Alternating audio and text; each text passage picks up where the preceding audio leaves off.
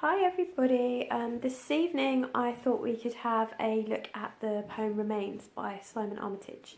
It's a war poem, as you'll be more than aware, and unlike the other war poems, um, it takes on a more modern feel. I say that because you could easily put poems like Kamikaze and Storm on the Island, even The Emigre, into the category of war poems. Perhaps not as obvious because we don't actually get the focus on the soldier like in some of the other poems, or indeed on a war photographer. But in the poem Remains, we have the language that's used is a lot more casual and a lot more matter of fact, and we'll talk about that a little bit more as we continue on. So the opening of the poem is a little bit different to the others. It's a bit more casual, and it takes on a bit of a conversational tone. You've got this, on another occasion, we got sent out. Another occasion, we got sent out to tackle looters raiding a bank. So immediately we know it's a different kind of setting to something like Exposure or Bayonet Charge or even Charge of the Light Brigade. It's a civilian setting. It's this idea that there's someone looting a bank, robbing a bank, taking what they can, and they've been sent out to tackle it. Now, the use of the verb tackle is quite interesting there. It almost has connotations of a football match or a game.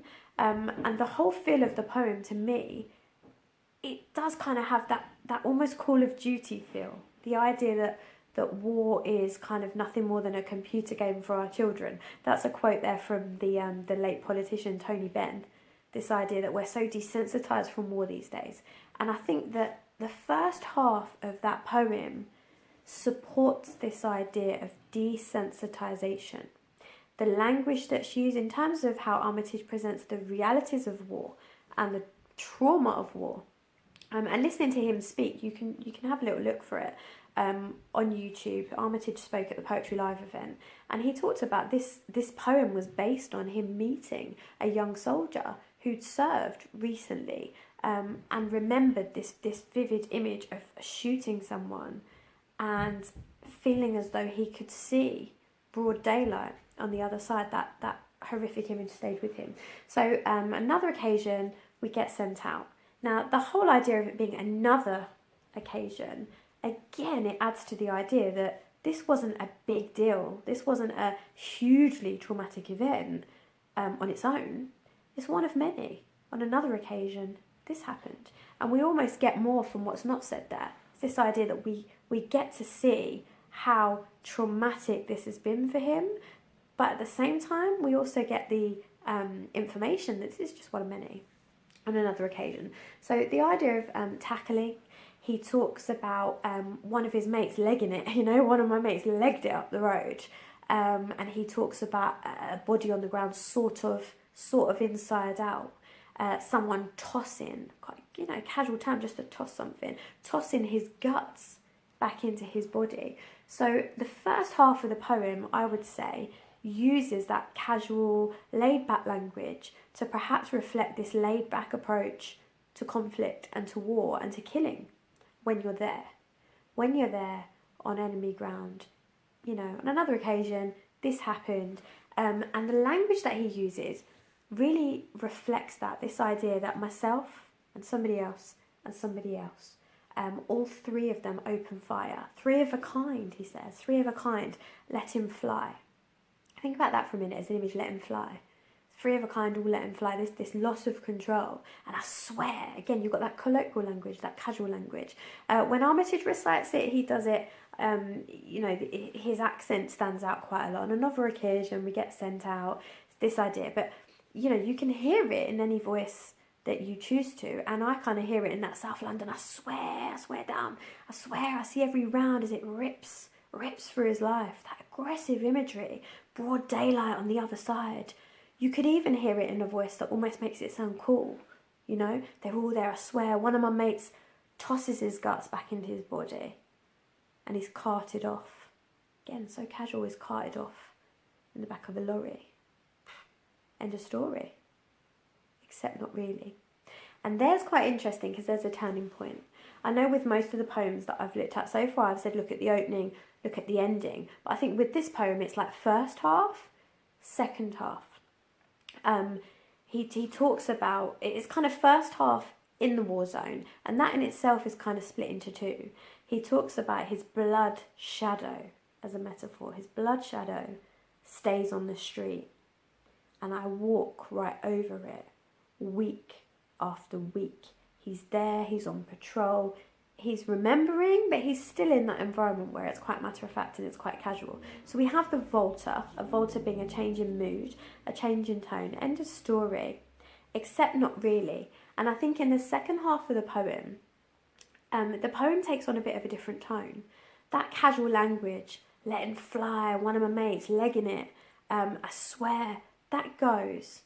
And all of a sudden, we get a more isolated stance. And this really is where we start to get an insight when it's no longer three of a kind, when he's no longer with his mates, when he's on his own and he's home.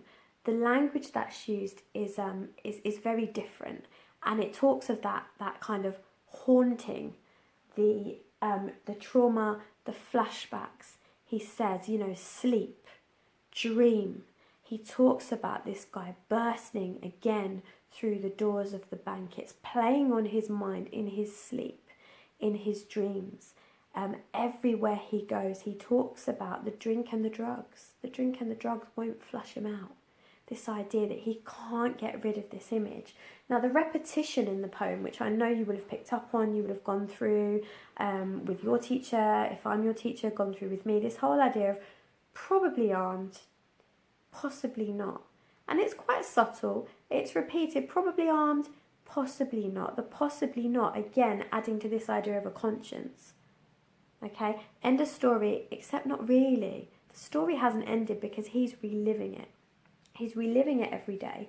And we talked a little bit in class about the opening of the poem. On another occasion, we got sent out. He's talking about it. It almost feels as though it could be a therapy session.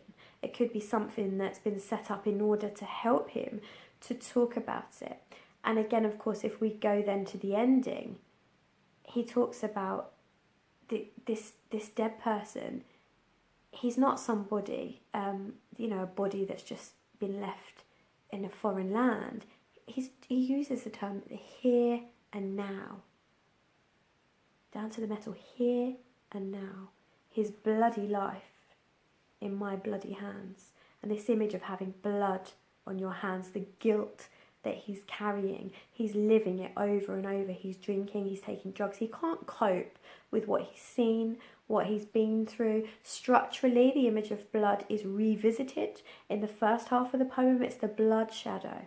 And Armitage talks about that in the Poetry Live talk that he gave, that this young soldier told him that he watched this guy bleeding out. It's quite horrific stuff. You poor things have to study this for your GCSE. It's the horrors of the world.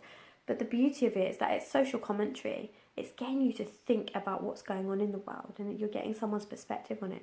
So he's watched this guy bleed out.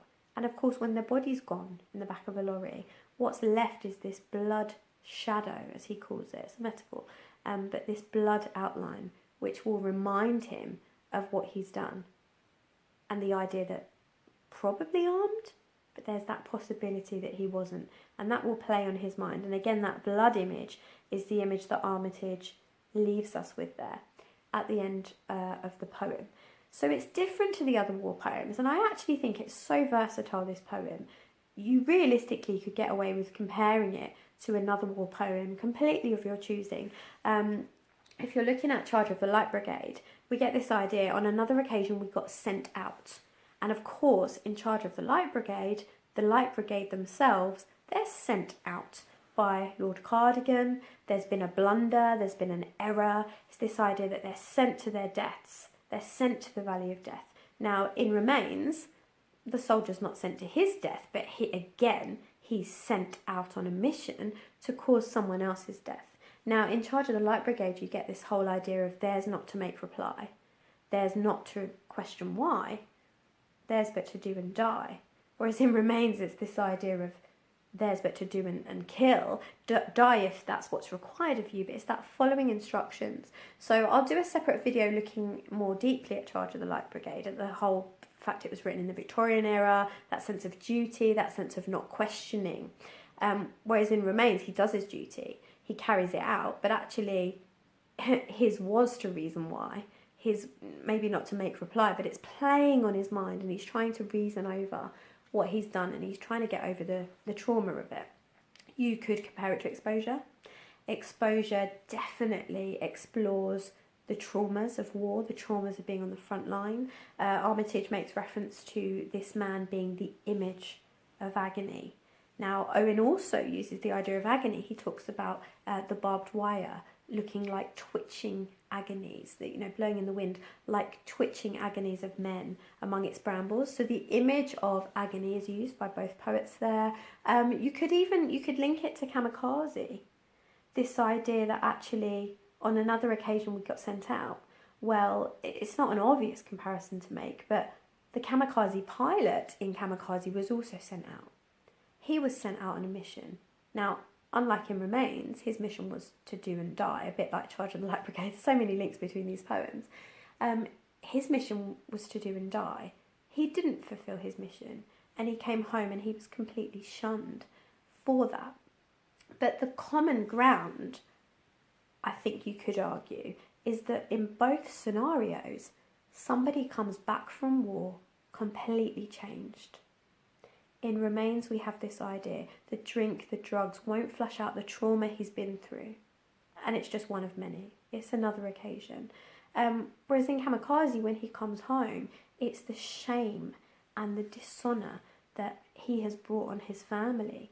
And the most powerful part of that poem, I feel, is the fact that we don't hear from this pilot. Everything is speculation. Everything we get secondhand. And again, I will do a separate video on this, but it's this strong sense that in Kamikaze, that pilot, that warrior, who's gone out and decided to come home, he's turned away from his mission, he has no voice. Think about this in Remains on another occasion. It gives us a sense that he's free to talk about previous occasions, subsequent occasions. He's free to talk. He's been given a voice. He's been given that forum. Whereas in Kamikaze, there's the reference to nobody ever spoke. Nobody speaks to him, only the children, and eventually the children learn to be silent also. This complete shunning of a person. I think an obvious comparison, this is the final point that I'll make, is War Photographer, really. Even though we don't get that sense of a soldier at war, there are such clear parallels between this poem and War Photographer, in the sense that we are presented with a man. It's not in the first person, War Photographer, it's him. Finally, he's alone, you know, in his dark room, he's finally alone. But we get this idea of the trauma, the flashbacks, something's happening, you know, a stranger's features start to twist before his eyes, and the description of the flashback in much the same way that we've got the blood shadow on the street, we've got the replaying of the event that's happened. Even though in War Photographer, he talks about someone having to do the duty, you know, recording photographs, taking photographs. He's not actively participated in the war. But perhaps ironically, that's what's playing on his mind. In War Photographer, he's simply documenting the agony. 100 agonies in black and white. He's not actually stepped up and done anything. Is he regretting that on some level? And yet in Remains, is that person regretting actively engaging in war? But the common ground remains these flashbacks. Again, much like in Exposure, where we've got twitching agonies of men, the term agony is used, 100 agonies in black and white. These photos lined up in the darkroom depicting the different agonies, and yet only 5 or 6 are actually going to be shared. So it's a really, really versatile poem. It's a poem I know is popular with students. I know that students tend to feel confident and comfortable with the poem, and the good aspect, a good side to that, is that as we've just discussed, you can compare it quite liberally to several of the other poems. So I hope that's been useful as a point of reference. One thing we didn't actually do there was look at the title. We talk about the opening, the ending and the title. Now obviously Remains as a term has connotations of remains. Someone's remains, that's their body. It's what's left. And this whole poem is about the killing of a man, the broad daylight on the other side. Again, it's kind of a backward version of light imagery. The light, the hope, the sanctuary, it's on the other side of this action of killing. So it kind of insinuates that this man is in darkness and is in immense darkness. But, you know, the remains of this body that's left, the blood shadow, remains after the body's been taken away. And of course, the second half of the poem details the remains of the trauma, the fact that that trauma remains and it will not go away. So again, do feel free to ask any questions. The other videos will be on the way, and some of those will obviously make cross comparisons with remains also. So happy revising, watch this space, and speak to you soon.